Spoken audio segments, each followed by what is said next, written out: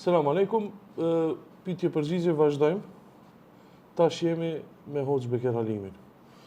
Vazhdojmë me pyetjen e radhës e cila thotë kështu. Selam aleikum, a ka mundësi një përgjigje? Burri im thot punon në call center, është menaxher, por punon me femra gjysmë të zhveshura dhe rrin shumë me to, disi kënaqet me to thot. A është haram kjo? Puna në ambientet me gjeni të vërzjera është prej problemeve të mëdha bashkëkohore, e cila fatkeqësisht në shumicën e rasteve ka sjell pasoja të padëshirueshme për të gjithë që punojnë atje, edhe për meshkujt edhe për femrat. Andaj Islami si fe kujdeset që të ofron kushte me korniza morale dhe etike të avancuara për të punësuarit meshkujt dhe femra. Dhe ky lloj punësimi, tash normalisht kjo konstatimi i kësaj grua mund të jetë edhe me buru nga xhelozia, edhe mundet mos me qenë vlerësim i saktë, po ne flasim për parimin. Puna e meshkujve me femra bashkë sjell shumë pakënaqësi, shumë fatkeqësi, shumë kobe, shumë situata të padëshirueshme. Edhe andaj muslimani, nëse i imponohet një punë e tillë, duhet me kultivu devotshmërinë e tij, duhet me paksu komunikimin me gjinin tjetër, duhet me rujt nderin e vet, duhet me rujt edhe gruan e vet nga xhelozia për te, sepse jeta e tij familjare, private është me gruan e tij dhe fëmijët e vet. Jeta kolegiale ka kufi. Merret me muhabetet e punës dhe vetëm aq. Çdo tejkalim e këtij kufirit fatkeqësisht është dëshmu me miliona raste, jo me 100 raste, me miliona raste, çdo kalim i kufit komunikimin nga jo profesionalja në atë private ka kalu pastaj në flert e pastaj ka kalu edhe në situata më të këqija, Allahu na ruaj. Pra çka Islami mundohet që meshkujt të ofron kushte pune ku ata nuk do të provokohen nga gjinja tjetër dhe femrave të ofron kushte pune që ata nuk do të provokohen për gjinisë mashkullore, dhe kështu që secili e bën punën e vet duke ruajt moralin e vet. E bën punën e vet profesional duke ruajt fenë e vet. Se fundi fundit, nëse një mashkull apo një femër në vendin e punës ku punon rrezikon moralin e vet, rrezikon nderin e vet, rrezikon besimin e vet, atë punë duhet me lënë për një punë tjetër. Edhe në këtë rast domethënë qetësia e tij familjare, qetësia brenda shtëpisë së tij është më e rëndësishme se sa vendi ku punon apo rroga që e merr. Vazhdojmë me pyetjen e radhës e cila thotë kështu. Selam aleikum, a ka mundësi një përgjigje? Burri im thot punon në call center, është menaxher, por punon me femra gjysmë të zhveshura dhe rrin shumë me to, disi kënaqet me to thot. A është haram kjo? Puna në ambientet me gjeni të vërzjera është prej problemeve të mëdha bashkëkohore, e cila fatkeqësisht në shumicën e rasteve ka sjell pasoja të padëshirueshme për të gjithë që punojnë atje, edhe për meshkujt edhe për femrat. Andaj Islami si fe kujdeset që të ofron kushte me korniza morale dhe etike të avancuara për të punësuarit meshkujt dhe femra. Dhe ky lloj punësimi, tash normalisht kjo konstatimi i kësaj grua mund të jetë edhe me buru nga xhelozia, edhe mundet mos me qenë vlerësim i saktë, po ne flasim për parimin. Puna e meshkujve me femra bashkë sjell shumë pakënaqësi, shumë fatkeqësi, shumë kobe, shumë situata të padëshirueshme. Edhe andaj muslimani, nëse i imponohet një punë e tillë, duhet me kultivu devotshmërinë e tij, duhet me paksu komunikimin me gjinin tjetër, duhet me rujt nderin e vet, duhet me rujt edhe gruan e vet nga xhelozia për te, sepse jeta e tij familjare, private është me gruan e tij dhe fëmijët e vet. Jeta kolegiale ka kufi. Merret me muhabetet e punës dhe vetëm aq. Çdo tejkalim e këtij kufirit fatkeqësisht është dëshmu me miliona raste, jo me 100 raste, me miliona raste, çdo kalim i kufit komunikimin nga jo profesionalja në atë private ka kalu pastaj në flert e pastaj ka kalu edhe në situata më të këqija, Allahu na ruaj. Pra çka Islami mundohet që meshkujt të ofron kushte pune ku ata nuk do të provokohen nga gjinja tjetër dhe femrave të ofron kushte pune që ata nuk do të provokohen për gjinisë mashkullore, dhe kështu që secili e bën punën e vet duke ruajt moralin e vet. E bën punën e vet profesional duke ruajt fenë e vet. Se fundi fundit, nëse një mashkull apo një femër në vendin e punës ku punon rrezikon moralin e vet, rrezikon nderin e vet, rrezikon besimin e vet, atë punë duhet me lënë për një punë tjetër. Edhe në këtë rast domethënë qetësia e tij familjare, qetësia brenda shtëpisë së tij është më e rëndësishme se sa vendi ku punon apo rroga që e merr. Thot burri im thot na kalon nonën mua dhe 5 fëmijët e mi thot. Gjithkohon punon, del me shoqëri, e neve na lën vetëm në shtëpi. Jashtë e lavdojnë shumë në punë, në familje, këtë e lavdojnë mirë, por neve na kalon as pushim, as fest. Jemi mbyllë në shtëpi. Këto situata fatkeqësisht në kohën e fundit janë më të theksume për shkak se mënyrat e jetesës kanë ndryshuar. Të kalumen, burrat që kanë punuar puna shteti ose punë private, ka pas afat kohë puna dhe pastaj kohën tjetër ka kaluar në shtëpi me gruan dhe fëmijët e vet, me prindët e vet nëse ka pas prind gjallë. Mirë, po kohën e fundit shifet, do thotë, gjatë ditës është në punën e vet, qoftë private, qoftë shtetënore, në mbrëmje është me shokët e vet. Edhe ku ta shohësh se koha që kalon me familje është shumë e vogël. Edhe normalisht kjo krijon pakënaqësi te gruaja, krijon pakënaqësi te fëmijët dhe është gabim. Është gabim. Po në anën tjetër, pastaj ka edhe gratë të cilët e keq përdorin situatën, edhe nëse ndodh ndonjëherë burri i detyruar për ndonjë punë dhe me arsye del më shpesh nga shtëpia, t'ia faturojnë të gjitha ato daljet të cilat janë në favor të zhvillimit të jetës ekonomike të familjes, që të fillojnë të ankohen, e u bëhet ankesa shprehi. Unë e mendoj se burri duhet me qenë i vëmendshëm dhe i kujdesshëm për kohën që duhet ta kalon me gruan dhe fëmijët e vet.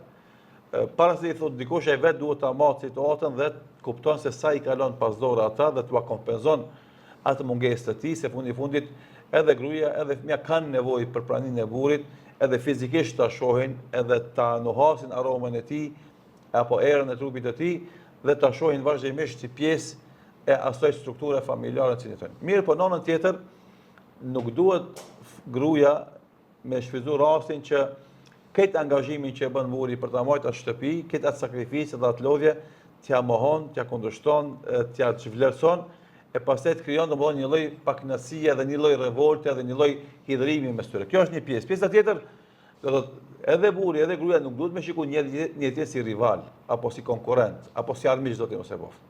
Ata janë një. Dhe në momentin që gruaja shef se burri po tepron jashtë me mençurinë e vet, me lajkat e veta, me përkthjeljen e vet që ja bën burrit, e ngref për marrë në shtëpi. Jo me ankesa, jo me ofendime, jo me, do thotë, si më thon, ta ngritë zërin, do thotë, shpreh pakënaqësi. Jo, përdor ti aftësitë e tuaja, si grua që je. Edhe joshe burrin, tërheqja vëmendjen, merrja zemrën edhe mendjen dhe mos e lejo që ai ta bën për shembull më dashur për vete me net në kafene me shokët e vet, sa të nen me ty edhe me fëmijët e tu. Po edhe kundërta burri, nëse shef se gruaja ankohet në mungesën e tij, duhet me gjetë mekanizëm për t'ia dëshmuar gruas arsyen pse ai mungon. Dhe se kjo mungesë është e përkohshme dhe shumë shpejt kur ti rregullojmë punën, domethënë që të krijojmë stabilitet ekonomik, jeta jonë do jetë më shumë bashkë se sa jashtë. Në këtë formë zgjidhen problemet me lenë Allahu xhan. Normalisht në të dy situatat edhe burri edhe gruaja duhet me lutë Allahun vazhdimisht që Allahu të ruan këtë familje, këtë jetë bashkëtorë, këtë burr, këtë grua, këto fëmijë që të jetojnë një jetë të këndshme familjare, e të mos lejojnë asnjë shejtan, gjin, e as shejtan njeri ta prish këtë harmoni edhe këtë mirëkuptim mes tyre, po çdo herë që gabon njëri të kërkojë falje, nëse gabon tjetri të kërkojë falje. Kur kanë mosmarrëveshje, insistojnë, debatojnë, bisedojnë për ta zgjedhur mohabetin, po jo me inate, jo me urrëtie, jo me kushzime, po thjesht duke llogarit veten një të ditë bashkë. Edhe kështu besoj që zgjidhen këto probleme me lejen e ndihmën Allahu xhelal. Një pyetje interesante në ka ardhur thotë kështu, që 20 vite jetojnë në bashkësi me vjehrit, por ata janë të pakënaqur me respektin tim, më ofendojnë me fjalë jo të mira, thot para një jave edhe burri më ofendoi para prindërve të vet me fjalën budallic me letra. Edhe unë u hidhrova dhe po ndjej vetëm fajtore për respektin. Vjera u gëzu thot për fjalët e djalit të vet që më tha para saj. Dua një këshill nga ju, jam shumë e mërzitur. Allah ja letovë gjendjen, shpesh herë ne këto mosmarrëveshje, këto grindje, këto trajtime të gabuara, keq trajtime, i marrim shumë emocionalisht dhe shumë afër zemrës, ata shndron trauma, pastaj shndron në ankth edhe i vështirësohet jeta e njerëzve. Na parimisht i themi secili njeri, sepse ne flasim për fenomenin si është thonë. A është kjo ka ndodhur për një me, a s'ka ndodhur për një me, a është ka keq kuptim apo është më tjetër. Se zakonisht kur flasim na flasim për çështjen si është thonë. Na nuk jemi duke gjykuar, japim këshilla dhe porosi Sepse për të gjykuar në situata të tilla na duhet më ndëgju tuti palët, e du me thonë këtë fjalë këtu në këtë rast, sepse kemi konstatuar shpeshherë se ajo që thot pala A për një mosmarrëveshje me palën B, pa i ndëgju dy palët mund me pasqyrë të gabuar. Andaj çdo hoç, çdo pajtues, çdo ndërmjetësues duhet detyrimisht të ndëgjon të dyja palët për të nxjerrë konstatime dhe vendime të sakta.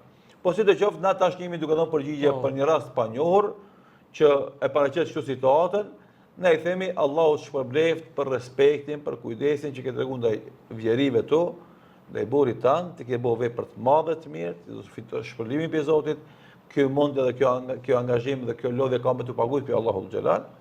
Momentin që burri është sjell keq me ty, ti duhesh domethënë momentin kur ti je vetë me të, ti thosh është gabim, ky trajtim joti të më ofendosh me kësaj lloj emërtimesh, do thotë ofenduese, emërtime të kafshëve, se neve Allahu na ka ngrit, edhe na ka bërë më të ngritur se kafsh, edhe më thon ti këtë llaf, këtë fjalë është ofendim dhe nuk të pranohet fundi ti ke bërë mëkat, kemi u dënuar edhe për Zotit normalisht dhe unë e lipi hakun tem këtë rast, edhe nëse nuk lip hallak, do të çështë Allahu me gjuna. E pastaj nëse konflikti vazhdon faktikisht mes vjerive edhe këtyre, normalisht zgjidhja është këta me jetu në shtëpinë e vet, vjerit me jetu në shtëpinë e vet, këta me dalë me shtëpinë banesë me qirase, me ble shtëpinë varësisht si kanë gjendjen ekonomike, edhe pastaj do të kur janë më larg, atë konfliktet janë më pak, ndoshta kthehet dashnia dhe respekti që ka qenë përpara, por na nuk duhet me leju që të keqen me kthy me të keqe. E kjo fatkeqësisht ndodh shumicën e rasteve. Supozojmë se vjeria në këtë rast kanë fajin, e nëse ti fillon të bëhesh si ata se ke ndihmuar situatën, as ke dhënë kontribut më korrigju situatën. Përkundazi ti veç i ke hudh zjarr edhe më shumë, falni, benzinë edhe më shumë këtij zjarrit, edhe nëse ka qenë zjarri i vogël, ti e ke rrit zjarrin edhe më shumë, humbja e respektit tënd ndaj tyre, sjellja me arrogancë ndaj tyre, të bën të keq ty. Të bën ty sikurse kanë qenë edhe ata. Andaj ne lutim Allahun e Madhëshëm që Allahu ta largu këtë mërzi, e me shumë mëshirën edhe bekimet e veta në këtë familje, e me i tejkalu këto mosmarrëveshje inshallah taala secili me ditë vendin e vet, edhe me shpërblim për kontributin njëri tjetrit. Allahu të rujt. Amen. Hoxh në ka një pyetje nga një motër e cila pak spitje pak si gjatë, thot kunati im në është bë katolik, a muj me respektu, thot se buri im po thot me respektu. E unë s'du ta pranoj as në shtëpi as kurrë, sepse kur vjen e fyn pejgamberin i thot pedofil, astaghfirullah. Se është shumë e gjatë pyetja, për afërsisht ç'kete ka dashur më thon. E para do fillojmë prej ka fundi për me fol për këtë temë, pasi që falënderojmë Allahun e Madhëshëm dhe lavdet dhe bekimet e dërguar Muhamedit sallallahu alaihi wasallam. Kjo është edukata e Islamit gjatë përgjigjeve fetare që më filluam me elhamdulillah dhe salavat për bekimet e Zotit me qenë ty. Secili njeri që ofendon pejgamberin sallallahu alaihi wasallam, ose trillon mbi të, ose shpif mbi të, ose etiketon me etiketime ofenduese, na duhet me urrejt ata. Ai njeri s'ka për ne respekt, as autoritet. Jo për shkak njëri që është njeri, po për shkak veprimeve të tjera që bën denigruese, nënshmuese për një njeri që te na muslimanët është më i dashur se vetja jon. Pejgamberi sallallahu alaihi wasallam thotë, nuk është askush prej besimtarëve derisa nuk janë më i dashur tek ai se prindrit e tij, se fëmijët e tij dhe se këtë njerëzit në përgjithësi. Bile i thotë Omerit radhiyallahu anhu, derisa nuk janë më i dashur te ti edhe se vetja jote. Edhe na muslimanët e urrejmë secili njeri që urren pejgamberit sallallahu alaihi wasallam apo shan atë apo ofendon atë apo trillon mbi të, kush do qoftë, edhe baba dhe nona jonë në kon. Kështu që në këtë rast do thotë nuk ka kuni far respekti për këtë njeri. Hiç. Çështja tjetër, puna e fesë normalisht është për zgjedhje. Kush don me zgjedh Islamin është e zgjedh Islamin, kush don me zgjedh kufrin, me gjitha llojet e vetë e zgjedh kufrin. Por në sen na duhet të dimë të gjithë se fundi i kufrit është xhenem në ahiret. Në jetën e përhershme pas vdekjes është ferr, është xhenem, është zjarr, flak, djegje, pa kufi. Edhe shpërblimi i imanit, besimit, islamit është xhenet pa kufi.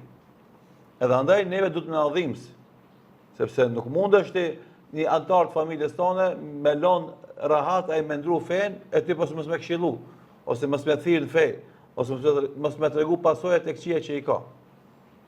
Se kjo ka mu reflektu të ai, tek familja e vet, tek ata që e ndjekin rrugën e tij. Fundi fundit, siç ka thënë Allahu i Madhëshëm, kul ja'al haqqu min rabbikum, thuaj erdhi e vërteta nga Zoti juaj, kushdo të beson, kushdo të mohon.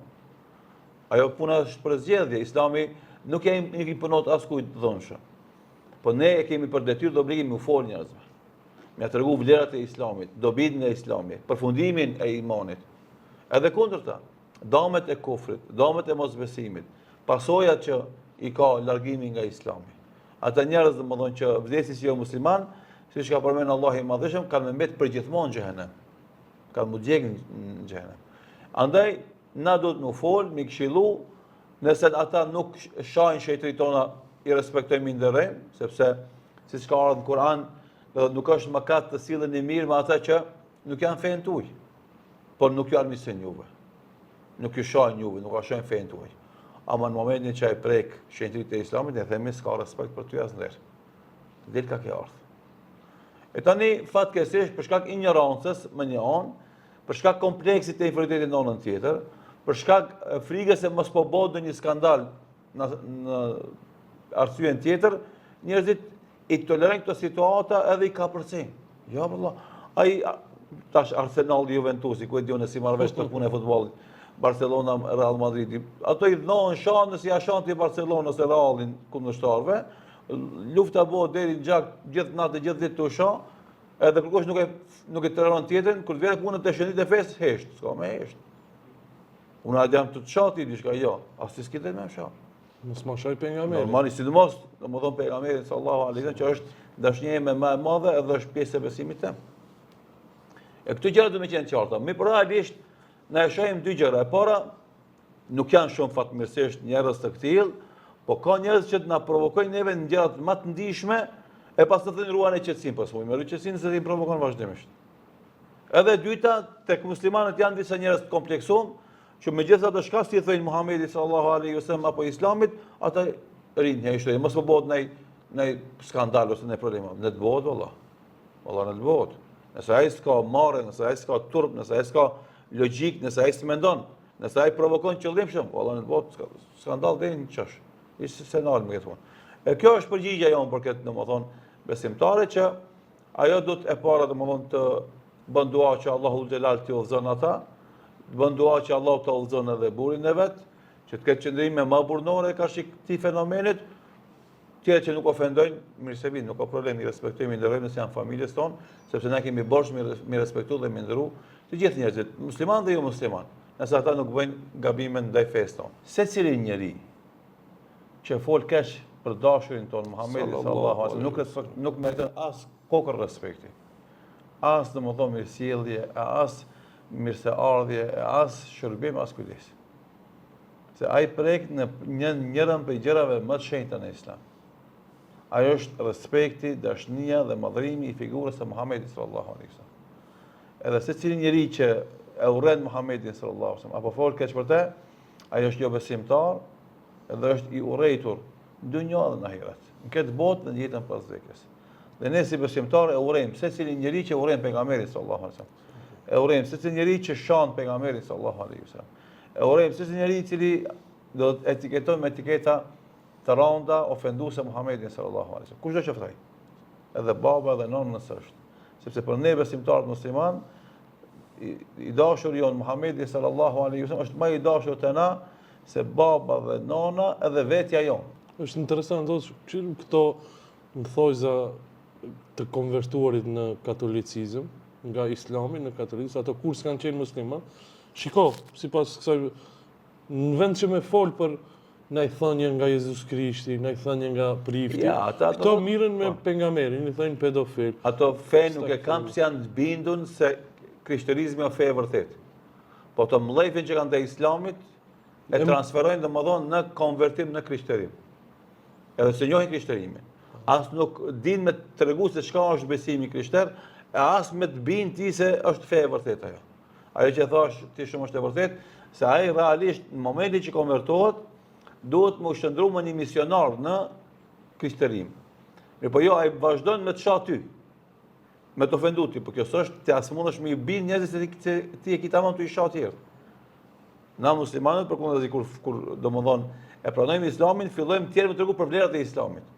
Nuk merremi me botkuptimet e tjerëve. Merremi me vlerat që ka Islami, edhe kështu duhet me vepruna vazhdimisht, edhe normalisht kjo tregon fiaskon e tyre intelektuale dhe akademike, dhe se ky konvertim është për inatit, është nga ignoranca, edhe është për interesa tjera, nuk ka lidhje as me besimin krishter, as me leximin e tyre, as me bindjen parimet që i ka krishterimi. Pyetje e radhës thot kështu: Selam aleikum hoxh i nderuar. E kam një pyetje që lidhet me vetbesimin dhe dinin. Kam lexuar që është rrezik për imanin ton kur të tjerët na nënvlerësojnë. Pasi që kur na nënvlerësojnë, na humb besimin në vetveten. Kur na humb besimin në vetveten, fillojmë të nënvlerësojmë vetveten. Dhe kur lidhet te besimi, domethënë ne fillojmë të themi vetes, kush je ti që Allahu më të pranoj lutjen, që Allahu më të fal, që Allahu më të dash etj etj. Çfarë këshille na kishte dhënë dy palëve, ata të cilët e kanë shprehiti nënvlerësojnë njerëzit rreth tyre të afërmit dhe ata që vuajnë prej këtyre nënvlerësimeve që ju kanë bërë. Dhe a thutë që mund të lidhet kjo logjikë kështu? Allahu ju ruaj. Nuk lidhet logjika si e ka rendit në pyetje, e filloj për këtë pjesës fundit, nuk lidhet kjo renditje kështu si e ka lidhet kjo, domethënë janë premisa me konstatimet gabume. Këshilla ime është për ata të parë që ofendojnë edhe nënshmojnë të tjerët, është gabim, është mëkat.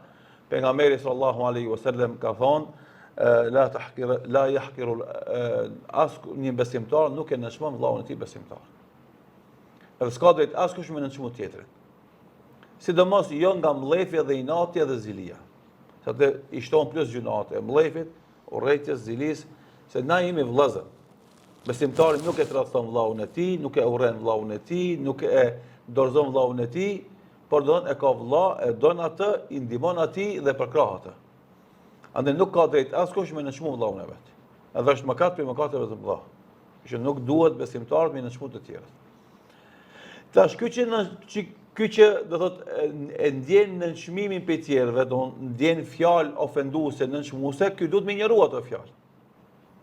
Nuk duhet me rap, domethënë preh e këtij diskursit, komunikimi që e përcjell ai njeri, aja në këtë rast. Ti e beja. Ti duhet me injoru, sepse realisht kur dikush të ofendon, sidomos nëse është i barabartë me ty në dijen, në veprën, përvojën, në jetë, shiveqarë se është domethënë me prapavi, nuk është e sinqert. Fundi fundit kush ka vërejtje me thonë ai nuk të ofendon. Po të këshillon, të mëson, të përmison, ama asesi me të nënshmu. Edhe ti nuk duhesh mundi inferior, as i nënvlerësuar se dikush nënshmon. Është një fjalë arabe si pjesë e poezisë, thotë kur vjen nënshmimi për njeriu të mangët, kjo për mua është lavdrim. Edhe kështu të më kuptu. Kur një i mangët të ofendon ty, të nënshmon ty, dije se kjo për ty është lavdrim, se ai s'ka vlera për me të vlerësu ty, e me nënshmu ty.